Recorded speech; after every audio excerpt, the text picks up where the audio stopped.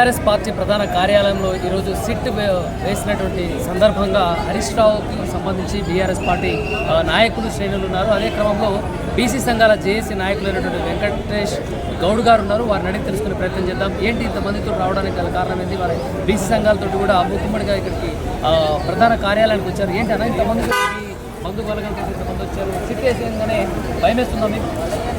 రేవంత్ రెడ్డి గారికి ఈరోజు ఏమన్నారు, పరిపాలించమని ప్రజలు ఎన్నుకున్నారు.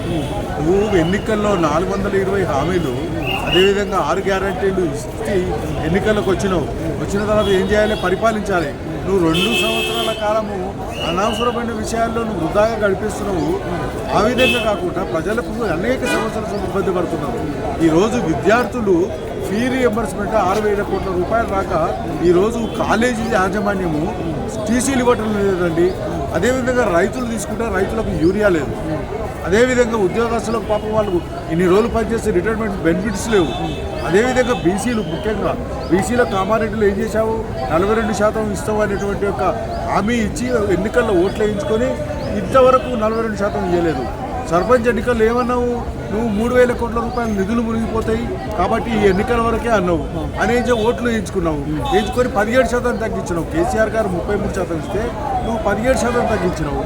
మరి ఇప్పుడు మున్సిపల్ ఎన్నికల్లో ఖచ్చితంగా ఈ యొక్క రేవంత్ రెడ్డి గారు, మా నాయకుడు హరీష్ రావు మీద ఇచ్చేటువంటి ఈ నోటీసులన్నీ కూడా ఈ బీఆర్ఎస్ పార్టీ నాయకునిగా ఇవన్నీ ఏం భయపడము. ఎందుకంటే తెలంగాణలో ఈ యొక్క బీఆర్ఎస్ పార్టీ ఉద్యమాల నుంచినటువంటి పుట్టిన పార్టీ.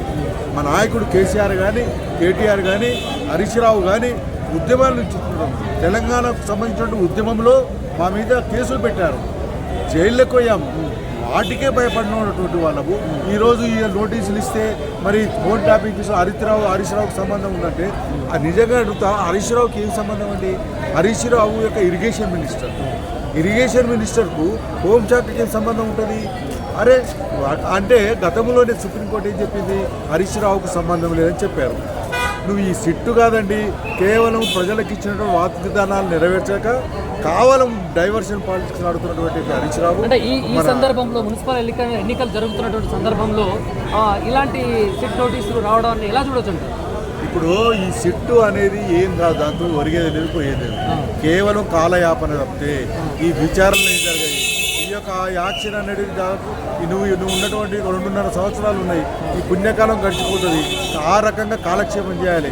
హరీష్ రావు గారు ఏం చేశారు? ఈ యొక్క నైలీ యొక్క టెండర్ల విషయంలో ఆ కుంభకోణానికి సంబంధించిన విషయము నువ్వు ఫార్మాలిటీస్ పాటించలేదు. ఫార్మాలిటీస్ అంటే ఓపెన్ టెండర్స్ కార్పొరేట్ చేయాలి.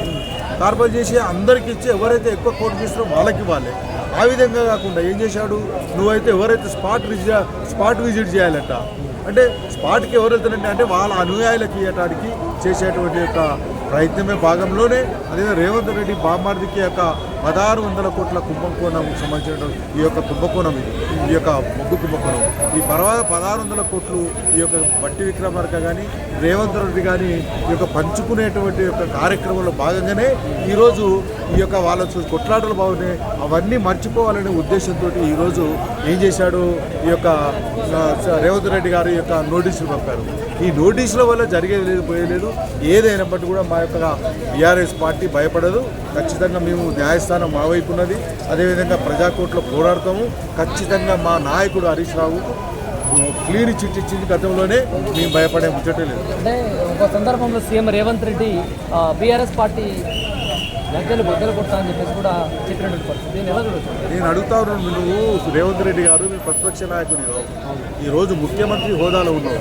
ముఖ్యమంత్రి హోదాలో ఉన్నటువంటి వ్యక్తి లా అండ్ ఆర్డర్ వైలేట్ చేసే విధంగా ఉంటాడండి? అరే ఒక సామాన్యమైన వ్యక్తి ఆ విధంగా స్టేట్మెంట్ ఇస్తే కేసులు పెడుతున్నారు, జైలు వేస్తున్నారు. నువ్వు ముఖ్యమంత్రి స్థానంలో అందులో నువ్వు హోంమంత్రిగా ఉన్నటువంటి వ్యక్తివే ఈ రోజు లా అండ్ ఆర్డర్ను పాటించకుండా బీఆర్ఎస్ పార్టీ యొక్క గద్దలు కూలగొట్టండి, అదేవిధంగా బీఆర్ఎస్ పార్టీ 1000 మీటర్ల లోతులు చేయాలి అనేటువంటి యొక్క చంద్రబాబు మెప్పు కోసము నువ్వైతే ఏవైతే ప్రకటన చేశావో ఆ ప్రకటన ఉపసంహరించుకో. ఎందుకంటే నువ్వు ఒక ముఖ్యమంత్రి స్థానంలో ఉన్నావు కాబట్టి ఆ యొక్క నీకు రేపొద్దుగాల ఎవరి మీద కేసులు పెట్టినా కూడా నీకు పెట్టేటువంటి యొక్క అవకాశం కోల్పోతావు. నువ్వు ప్రతిపక్ష నాయకుడు కాబట్టి ఆ స్టేట్మెంట్ చేయండి. ఏదేమైనా కూడా బీఆర్ఎస్ పార్టీని రేవంత్ రెడ్డి కాదు కదా, వాళ్ళ యొక్క గురువు చంద్రబాబు నాయుడు యొక్క కూడా కాదు. ఈ యొక్క బీఆర్ఎస్ పార్టీ అనేది 60 లక్షల మెంబర్షిప్ ఉన్నటువంటి పార్టీ, అదేగా ఉద్యమాల నుంచి వచ్చి పుట్టినటువంటి పార్టీని, ఈ పార్టీని నువ్వు ఏం చేయలేవు. నువ్వు ఈ యొక్క నీ గురువు నువ్వు టీఆర్ఎస్ నీ యొక్క అంతా నీకు మన టీడీపీ పార్టీ మీద ఇంట్రెస్ట్ ఉంటే ఆ పార్టీలో జైన్గా మాకేం అభ్యంతరం లేదు. కానీ ఆ విధంగా తెలంగాణకు వ్యతిరేకంగా పోరాటం చేసినటువంటి టీఆర్ఎస్ పార్టీ ఈ యొక్క టీడీపీ పార్టీకి అనుకూలంగా స్టేట్మెంట్స్ ఇచ్చు, అదేవిధంగా లా అండ్ ఆర్డర్ వయోలేట్ చేసే విధంగా నువ్వు మాట్లాడితే ఈ యొక్క సభ్య సమావేశం తొలగించుకోరు. 4 కోట్ల మంది ప్రజలు వచ్చేటువంటి ఈ యొక్క మున్సిపల్ ఎన్నికల్లో మీ పార్టీని గుణపడదు. అంటే హైదరాబాద్లో ఎన్టీఆర్ విగ్రహం కూడా పెడతామని చెప్పేసి కూడా చెప్పినటువంటి పరిస్థితి. దీని ఎలా చూడొచ్చు? ఇప్పుడు ఎన్టీఆర్ అనేటువంటి వ్యక్తి నిజంగా తెలుగు వారి యొక్క ఆత్మాభిమానాన్ని ప్రపంచానికి చాటించారు. నువ్వు ఎన్టీఆర్ ఒక ముఖ్యమంత్రి స్థానంలో ఉన్నటువంటి వ్యక్తి కాబట్టి ఆ ముఖ్యమంత్రి స్థానంలో ఉన్నటువంటి ఎన్టీఆర్ పెడితే మాకేం అభ్యంతరం లేదు. కానీ తెలంగాణ కోసం మన ఎవరైతే గతంలో సి నారాయణ రెడ్డి లాంటి వ్యక్తులు ఇంకా మన తెలంగాణ వ్యతిరేక శక్తులు కొద్దిమంది వాళ్ళే పెడితే మాత్రం అధ్యక్షం చేస్తారు. కాబట్టి ఇది ఒకటే చెప్తున్నారు రేవంత్ రెడ్డి గారు, నీవు ముఖ్యమంత్రి స్థానంలో ఉన్నావు. ప్రజలు ఈరోజు యూరియా లేక, విద్యార్థులు ఫీ రియంబర్స్మెంట్ లేక, అదేవిధంగా రైతులు కోసపడుతున్నది. ఇవాళ ఫార్మాసిటీ పేరుతోటి, ఫ్యూచర్ సిటీ పేరుతోటి ఈరోజు ఎస్సీ ఎస్టీ పేద ప్రజల యొక్క భూములు గుంజుకుంటున్నాం. 2 ఎకరాల ముక్కలు ఆ భూములను టీజీఐజీఎస్కి వస్తాయి. వాటిని ఏం చేస్తావు, నీకు ఇష్టం ఉన్నటువంటి యొక్క పారిశ్రామికవేత్తలకు 2 కోట్ల 3 కోట్ల అమ్మి దాని ద్వారా ముడుపులు పొందుతున్నావు. ఇవన్నీ అవినీతి భోగతమై మీ మంత్రులు మీ కాంగ్రెస్ ప్రభుత్వాన్ని కూడా ఈరోజు కుంభకోణాలు చేస్తున్నారు. కాబట్టి కుంభకోణాలు చేసేటువంటి యొక్క ప్రభుత్వాన్ని ప్రశ్నిస్తే ఇవాళ రేవంత్ రెడ్డి మా నాయకుడు హరీష్ రావు మీద మరి కేసులు వేస్తున్నాడు. ఈ కేసులు భయపడేటువంటి పార్టీ మాది కాదు, మా నాయకుడు ఆ విధంగా కాదు. ఏదేమైనా కూడా నేను ఒకటే విజ్ఞప్తి చేస్తున్నాను, హరీష్ రావు గారు నువ్వు ఇంకా 2.5 సంవత్సరాలు మీకు ఉన్నాయి కాబట్టి మీరు పరిపాలన చేయవలసిందిగా ఈ సందర్భంగా విజ్ఞప్తి చేస్తున్నాను.